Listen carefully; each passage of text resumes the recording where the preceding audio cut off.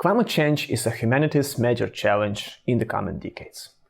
Global greenhouse gas emissions need to go to net zero by mid-century.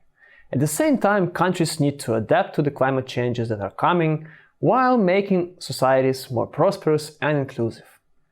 Delivering on all of these objectives requires transformation and a major investment push in key economic systems, energy, cities, land use, and others.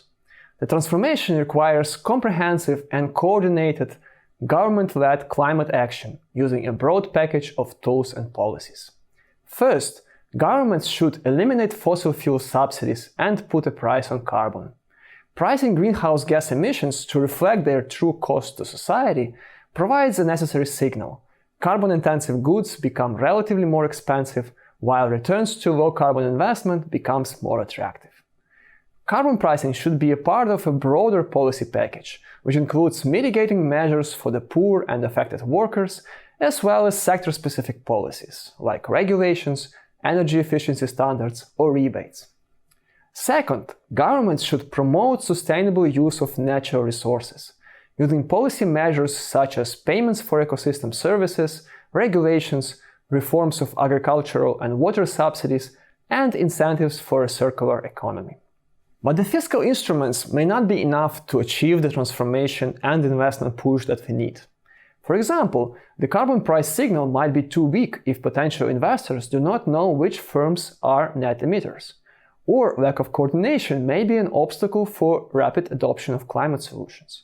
For example, scaling up the capacity of renewables requires affordable storage technologies and smart transmission grids. Therefore, third, in addition to carbon pricing, governments should accelerate investment in sustainable and resilient infrastructure, including nature-based solutions like conservation and restoration of ecosystems. This includes green public investment, support for climate-friendly innovation, and policies to align finance with climate objectives. Fourth, governments should implement information campaigns to steer social norms and behavior and educate the public about climate change risks. This includes early warning systems and evacuation plans in case of natural disasters. Fifth, to facilitate the transition and adaptation, governments should develop appropriate insurance instruments and social safety nets. They should also promote active labor market policies, entrepreneurship, and financial inclusion to support the affected workers, businesses, and regions.